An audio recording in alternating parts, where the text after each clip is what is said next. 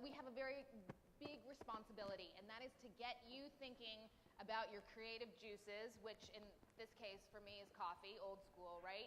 And then taking the technology, which of course I can't come up here without my phone, the new one, and finding that sort of overlapping space in that Venn diagram in your mind. So we have a really impressive lineup, and here's how it's going to work. They're going to give you little presentations about what they're working on, and then we're going to have time for a discussion and also for your questions. So I will do it old school with hands raised at the end, or if you want, you can tweet me directly. I'm at @ManoushZ, and the spelling is probably in your program. So I want to bring all of the speakers on stage right now, and I'll tell you a little bit about them as we go. Limor Fried is the MIT engineer who founded Adafruit in 2005. If you're not familiar with Adafruit, you should definitely check it out. It's a place to go online to learn about electronics, but also all the different things you can make. They just showed me how to turn a lemon into a battery, which is what I'm going to be doing with my kids this weekend for sure. And she was into the maker movement way before it got cool. So the fact that Limor's here, she's a busy lady. We're so happy you're here. Thanks. Sitting next to her is Georgia Krantz. She's the education manager for adult interpretive programs at the Guggenheim. She's going to explain what that means, but she is also going to really talk about the work that she's doing at ITP, which is a very important school at NYU here in New York, the Interactive Telecommunications Program. She made it very clear to us on the phone when we had our conference call, she does not do tech. So why is she here? Little mystery, right? Okay. Next to her is Zach Lieberman. He just dropped his 4-year-old off at school. There were lots of tears. He's dealing with guilt right now. But he also just opened the School for Poetic Computation, which has an interesting motto: more poems, less demos. My kind of school, I gotta say. They are getting students to create strange, impractical, and magical work. Why, you ask? So do I. We're going to find out. And finally, on the end is Mark Avnet. He's Dean of 360IU. It's a new education center at the digital agency 360i. And basically, he was asked to create a grad school program within an agency. How does that work when all your students also have full-time jobs? We're going to find out about that. So we've done something extremely clever, which I'm sure you've picked up on. We're going chronologically through a person's life in terms of how they find creativity, how they marry it with tech. And I always like to say that the fact that I have a tech show means that something radical has changed. An English major with a studio minor in art has a tech show. Something has happened, right, in the way that technology is reaching people, in the way that the stories are being told with technology, and we are certainly trying to do that on our show, New Tech City, every day. We're finding out how tech is changing the way communities work, the way that they communicate, how it's changing our values, it's changing our brains and our relationships. So I am so thrilled to be here. This is something I'm trying to figure out every week with our show, and I'm going to kick it over to Limor to kick us off. All right, thanks for having us here. This is awesome. Bagels are great, so I'm excited to be here. And I don't do a lot of speeches or talks, so this is kind of a one-off thing. I wanted to come here and have a sort of an intimate conversation with you about being creative in technology. So my name is Limor Fried, and I'm the founder and lead engineer of Adafruit Industries, which I started in 2005 out of my dorm room. And basically, Adafruit is, on one hand, it's a storefront. You know, we sell all the tools and equipment you need to be creative in this physical computing maker space. You know, if you have a project that uses an Arduino, we'll have all the parts you need. But what Adafruit really is actually it's a tutorial company. So we have a learning system at learn.adafruit.com, and it's a custom-made sort of half Pinterest, half blog, half how-to site. And we have like 350 tutorials up as of today, and we try to put out like 3 or 4 tutorials a week on cool stuff you can build. Like this week we're actually putting up a tutorial on how to make a superhero power pack. Just totally not a trademark infringement with Iron Man, so don't go there. Don't go there. It's not. It's a generic superhero power pack because a lot of kids love making stuff in Halloween and they want to get creative with technology. It's not enough just to have like a costume that you sew. You now have to like embed electronics into it. So here's some projects for like Halloween. Halloween's like our favorite holiday at Adafruit, and we love like making stuff. So we have this tutorial system where we have all these projects, and people pass them around and share them, and they show all sorts of skills like laser cutting or making your own batteries and costuming and electronics and even a little bit of physics and chemistry here and there. And at the end of the tutorial, that's where the gift shop comes in. That's where the Adafruit store comes in. So after you finish this tutorial on how to build this totally not Iron Man trademark product for your costume, it's like, oh, do you need to buy the LEDs? Do you need to buy the microcontroller? Here they are at the Adafruit shop. Click here to buy now. So that's how we have this sort of symbiosis of the information, that's the creative fun part of making and doing stuff with technology. And then that's the information, that's the advertisement for the store, which is how we pay our bills and pay our people and pay our health insurance and all that good stuff. So we have a factory in Soho, which is kind of fun. So we have 12,000 square feet. Our yearly revenue is about $20 million, and we have 50-something people in-house. And it's kind of fun because every week we get to do something cool and interesting, and we share it with the world. And that's it. That's the fun, the creativity. We don't necessarily have to follow it through to make a product shipping on a shelf. We get to have that joy of creativity at the early stage of when you're coming up with the idea and it's perfect and beautiful in your head before you have to get into packaging. So we're going to come back with lots of questions, but I want to just, before we go on to Georgia, just tell me, when you founded the company, was the goal to create a company, or was it just something you sort of were well, I'm good at teaching people, so I better show. What was the genesis there?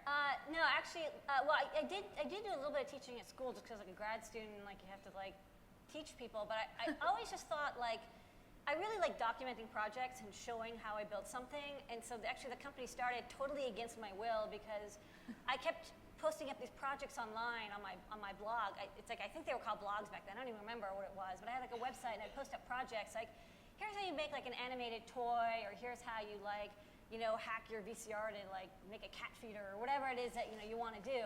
I'm Googling that the minute I walk off stage, by the way. Go on. Do you even have a VCR still?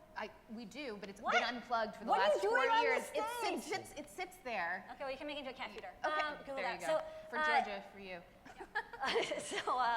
So yeah, then after I put up these projects, people kept emailing me, say, hey, can you sell me the kit part? Because I want to do this project, but I need all these parts. It's too difficult to get from the 16 locations, and one or two of them are custom made. So I would sell these kits, and that's kind of how Adafruit began. Gotcha. Great. Thank you so much, Lamar. All right, Georgia. Yes. So as was introduced, I'm actually not a tech person, and why am I here? And I'm thinking of Anusha's story of being an English major and starting a tech show. Effectively, I teach art history at the Interactive Telecommunications program, and when I was asked to teach this class, I couldn't figure out why, because ITP is effectively a tech school, even though there's a lot of sort of discourse about the interaction between technology and art, but there wasn't really an art historian on the faculty. And so I kind of found myself in this very weird place, and I've also really had to explore what that means through notions of creativity with my students. How many of you know what ITP is? Okay, so pretty good. For those of you who don't, it's an interesting, very unusual sort of program. And just to give you an example, we actually did an obituary of one of the co-founders, Red Burns, who passed away last month. And it was Dennis Crowley, the founder of Foursquare, who we spoke to. So people like Dennis Crowley are coming out of ITP, and then people who are on the more creative end are too. Absolutely, absolutely. And I think that feeds into kind of what I thought I'd talk about very briefly, and that is that many of my students come to me and they ask me sort of who they are at the school. They're artists, they're people who are interested in technology, they've come from lots of different backgrounds. They know that ITP has a sort of art bent, and they can't really define themselves within that context. And so I actually teach a course called Recurring Concepts in Art, which actually sort of examines the history of 20th century art through the lenses of sort of new media or digital art, grand themes like the body or experience, and how are digital artists playing with those ideas, and sort of going back pre-digital and looking at how artists without those technologies were also exploring those same themes and what they were doing in order to sort of manifest them. And so the idea is to give people just an idea that there are other ways to think about tech without thinking about tech, in effect. And I think there's a lot of people who sort of need that sort of opening and exploration. But they have a lot of questions. Are they tech people? Are they artists? How do the fields relate to each other? How do they situate themselves? And in particular, what is the role of creativity in all of this? If I'm making these weird tech machines, how is that creative? How do I talk about it as creative? How do I define it as creative? And so obviously there's no single answer to this, and it's all about exploration. So I just give them a lot of different resources to explore that question. And I've got a big list here of things that I'll just kind of pick into briefly, but just in very broad strokes, this idea of sort of new media is not specific to digital media. If you go back and you look at oil paint in the 16th century, if you look at the found object in the early 19-teens, if you look at conceptual art in the 70s, if you look at sort of the emergence of using like a video recorder like Namjoon Paik in 65, he had this thing and all of a sudden he's making art and he's wondering, where am I? What am I doing? What is this? So there's a whole history of people grappling with those questions, and I just like to lead them to that. I mean, the dematerialization of the art object, right, in the 1970s. It's like the art object is gone. How are conceptual artists thinking about ideas as creative, and how are they promoting those ideas, and how are they exploring them? And of course, art and technology also has a huge history, right? I mean, if you can go all the way back to the 19-teens again and look at kinetic art, you can look at, I mean, I like to talk about experiments in art and technology, EAT, that was happening in the 1960s and went for 20 years, people like Rauschenberg and Billy Kluver, and these ideas of engineers and artists getting together sort of for the first time and trying to think about creativity, and there's a beautiful history of that.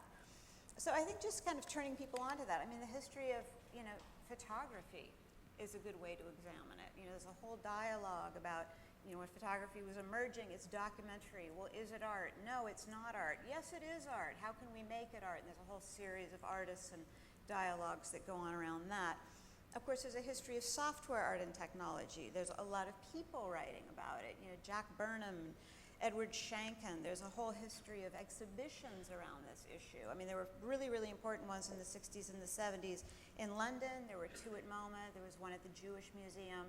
The one at the Jewish Museum is actually curated by Jack Burnham, and he explored specifically what creativity means in the intersection between art and technology. So it just kind of goes on, and I just think that one of the most important things that I can do is sort of have really creative conversations with the students about what it means to explore this history and figure out sort of where they situate themselves within the context of a whole range, a whole time span of people who have been grappling with this exact same question. And so Georgia, before we go on to Zach, do you think most of your students, do they have a sort of tech bent when they come to you, or is it a creative bent? So, and that's a great question. That's why this question becomes so, messy. I mean, I have students, and Zach knows this, with students from all backgrounds coming to ITP. PhDs in engineering and psychology. I had a class once. There was a PhD in engineering and a PhD in psychology. They both wanted to explore creativity. We have people coming from legal backgrounds and tech backgrounds and fine arts backgrounds. And so actually one of the beautiful things is I work very carefully to kind of create conversations amongst people such that ideas will emerge and they will remain sort of coherent within the conversation for everybody. But to draw out those pieces and to talk about people's creativity within what they do and kind of bringing it to the center where everybody can start talking about sort of, even collective notions of creativity around these different ideas is something that I use, pretty strategically to make sure that the art of conversation is also something that's offered to them, because this is all a big conversation, right? I mean, everything, these questions are a huge conversation, and so to engage in it not only through reading, but through speaking and thinking with their peers, their co-students, is something that's very useful. All right, Georgia just made me want to go back to school. That was like, I don't want to go back to school. All right, so Zach, what are you doing that's different?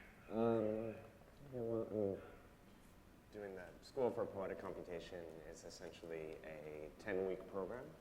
And wearing this mic, right? No, it's actually on your neck. Okay. All right.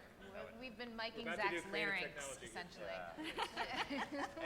And I have slides. I don't know how. Yeah, we how it should work. definitely want to see the slides, because this is something crazy new. When did you open, Zach? About 3 weeks ago. 3 weeks ago. Yeah. It's been a big month. Maybe no. All right, give it a try. All right. So how do the slides work? You go over there, there's a remote. Okay, cool. Let's do it. Oh, rock and roll.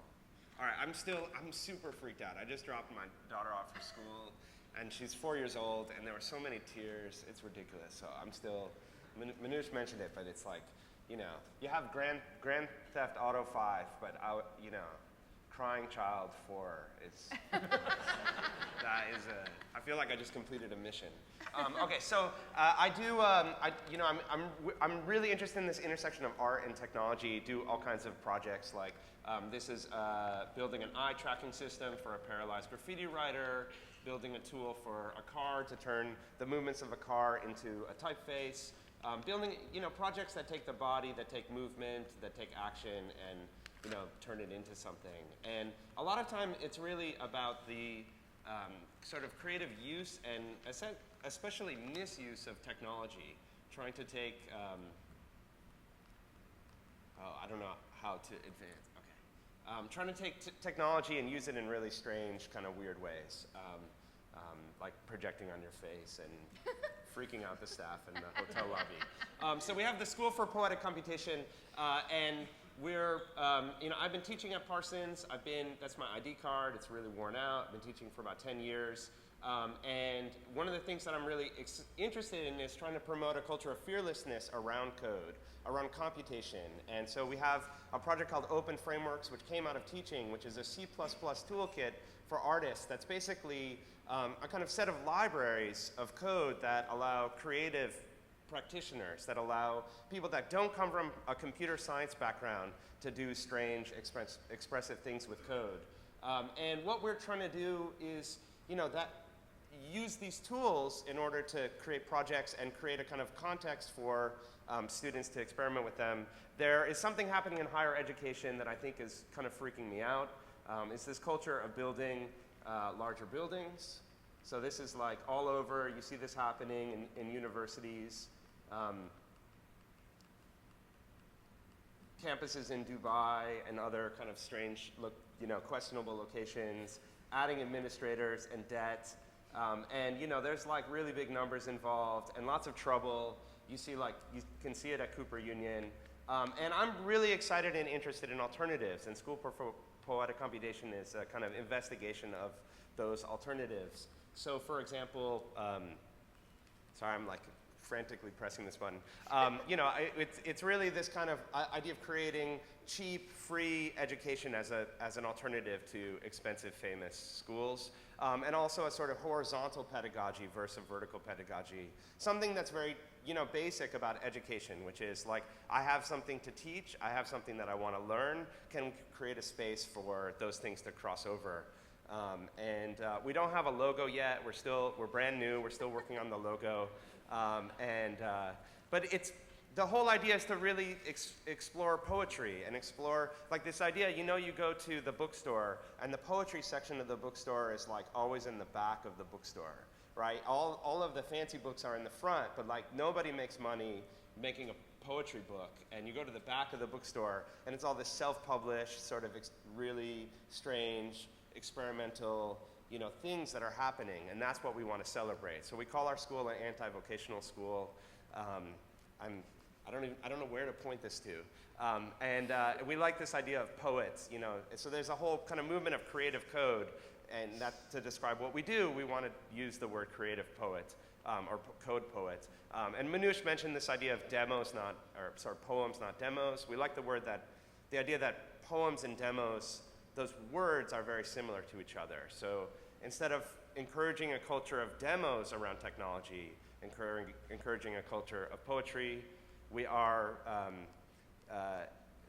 brand new. We launched about 3 weeks ago, and really kind of focusing on questions, like right at the beginning, students asking lots and lots and lots of questions, and just thinking about what they want to know, what questions they have, and questions as a lead-in to conversation. And really what Georgia talked about, this idea of creating conversation is what we're interested in, and celebrating questions, investigating first principles of computation, and really having a kind of mixed skill set, coming together, building things, hacking, experimenting, and that's what's happening at SFPC. Cool. And that video. That was what caused the long download time, man. Oh, this video. Now we know. Yeah, sorry. It was worth it. Yeah. Just to see like demos turn into poems. Yeah. That was worth it.